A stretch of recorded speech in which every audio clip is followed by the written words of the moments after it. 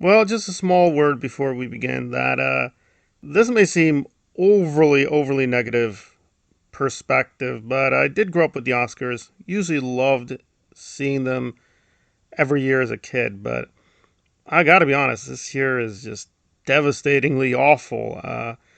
Trying to find really good films 2000 really hard. There were a few, but I don't think any genuine great films.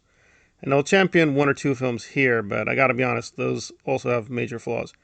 But let us get to the major categories and my thoughts and who I think will win and who should win. And I should also just one also other minor note.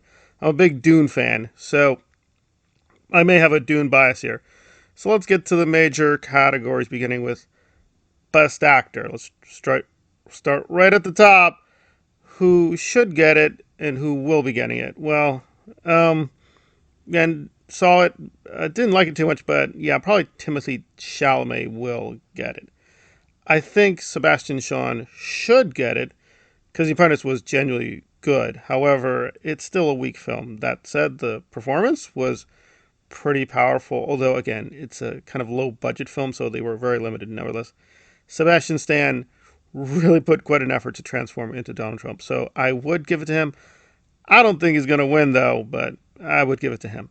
Okay, then we get to Best Actress, and we're going to table the massive Amelia Perez controversy, but I do have to note for the people living under a rock, basically, that Gascon was revealed as a neo fascist nutcase, conspiracy theorist, and very big Islamophobe. So Amelia Perez will probably be losing in most categories, but I do think it does happen. Although the Academy is pretty liberal, they will sometimes pick some reactionary people. So I cannot discount the Amelia Perez people. I don't think they deserve it because Amelia Perez was one of the worst things I've ever seen. But Amelia Perez may be victorious here. Who should win? Well, I didn't really like almost any actress, really. I felt they all had major problems, but I would like Torres to win. I think she did put in an incredible performance, but I was disappointed a little bit if I'm still here. I do think it's the best film of last year, but I still had some issues. So I hope Torres gets it, but it will probably go to the more popular other actresses, in my humble opinion. Now with supporting actor. Now this one is kind of weird. I do think by far Jeremy Strong probably did give the best performance. So in terms of merit, it should definitely be Jeremy Strong. Again, it's a paradox, and I don't want to ruin The Apprentice. One of the big flaws of The Apprentice is we needed more of him, right? He is so critical and so powerful.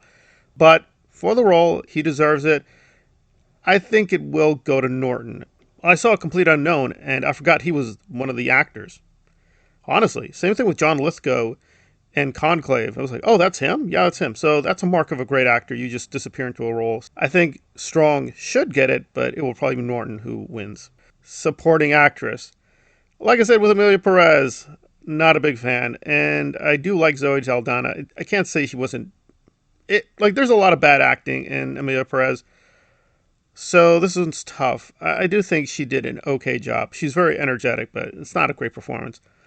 That said, I think the Academy paradoxically will feel bad that they're locking out Amelia Perez for because again it got so many nominations. They're going to be in a really tough spot, so they can't give it no prizes because it will look totally stupid. So I think Zoe Saldana will kind of get a pity vote, and she will probably win. Does she deserve to win? No. And honestly, with the other nominees, I don't care. There just really weren't that many good films last year, so I really just coin toss. So I like Zoe Saldana, but yeah, nothing really. The other nominees also are just like, yeah, they're all very meh. So I guess it'll go to her. Who should win, will win. Yeah, doesn't really matter, but it will probably go to Zoe Saldana. Okay, then we get into the other categories. Now we finally have some genuine, real battles here with cinematography. And again, I would admit Dune Part 2 has some major issues. Cinematography, for the most part, was powerful. However, there were a few places where the CGI effects and things looked a little wonky, and some very puzzling choices that Denis made with his cinematographer. However, and again, Nosferatu, I'm going to say, is extremely beautiful. I do think its cinematography is slightly better, but I would still pick Dune Part 2. So I'm going to say Dune Part 2 should win, but on the merits, it should go to Nosferatu. But for whatever reason, Nosferatu did not get nominated that much. I'm guessing it'll probably go to The Brutalist because, you know, whatever. Adrian Brody won before. It is a very touching subject. I respect The Brutalist, but I don't think it was that good on many levels. But there we are. And again, I do like Felicity Jones, but and a good performance by her. But yeah, I really didn't care. So there we are. Now let's get into the other more technical categories. Sound. Well, yeah. I think it'll probably go to Wicked or Emilia Perez. There's really no arguing. I hope the other nominees are given a chance, but yeah, again, there are biases at work here. We have to be honest, like very political biases. So I think Wicked will just win in a lot of these categories. There's no point to even pick another choice. It's like it's going to be Wicked, Wicked by far. Okay, then we get the costume design. Yeah, it'll probably be Wicked. It'll be Wicked. I know a lot of people were enthusiastic about Conclave, but I'm like, I didn't really care. I thought Conclave was not that good. So yeah, it's a very weird year that I'm going to be very indifferent to most of these categories. And like I said, I do have a Dune bias, but with visual effects, I'm a little torn because I do think they tried with Dune Part 2, but I would have to concede some of the visual effects were not good. They were not good at all. But again, the other nominees are also very, very poor. So I will be brutally honest. I want Dune Part 2 to win, but kind of all these nominees, not good. Almost nobody deserves to win here. So there we are. Now let's get to Best International. Finally, I can be positive. Now, I do think I'm Still Here is the best film of last year. But I was stunned. I didn't like it as much as I wanted to. Especially the beginning part was it was a little dopey, frankly. But the vast majority of the film was very powerful. It's such a difficult subject. I don't want to give away the plot. If you say a little bit about the film, is a lot of the film is the power of what it's revealing slowly through time, and the performances are all uniformly amazing. It is, however, a small film, so you wish they kind of had a little bit more of a budget, and the dialogue was a little weak here and there. Probably the best film of 2024. Is it a great film? Yes, but it's more a flawed masterpiece. So there might be an upset for the other films, but I don't think so. I think the vast majority now will be I'm Still Here. Again, sometimes the Academy will be biased in a good way, so I'm Still Here for international.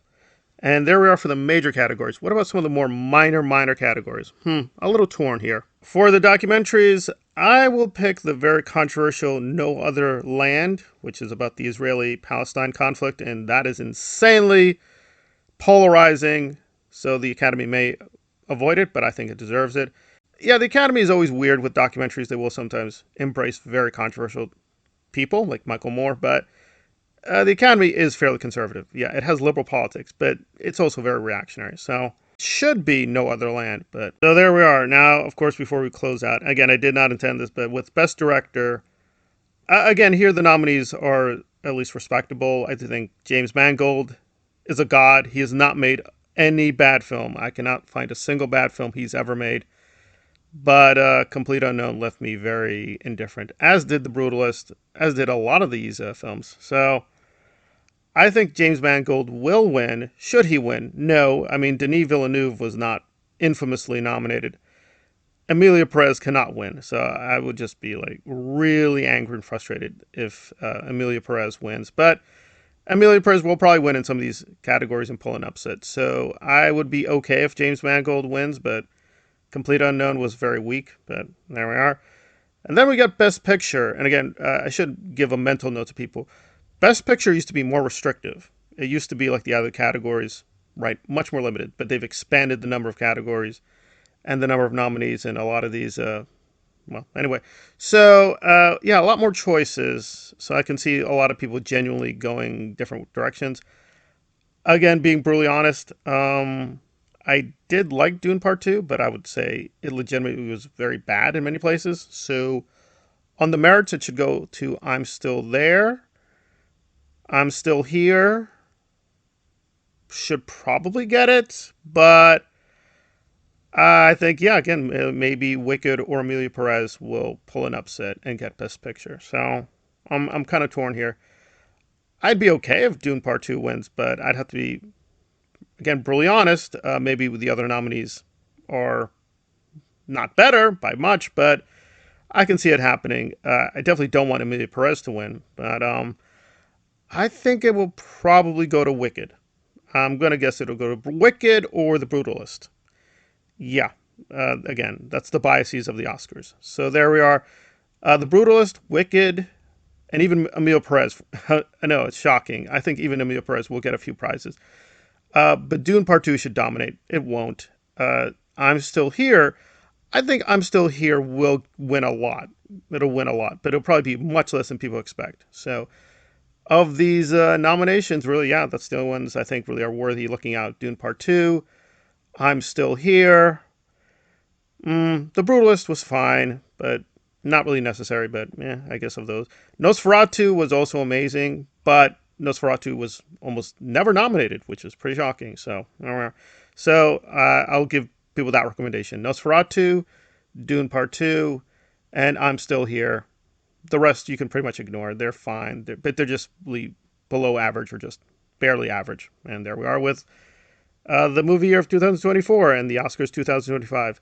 An incredibly disappointing celebration this year, by far.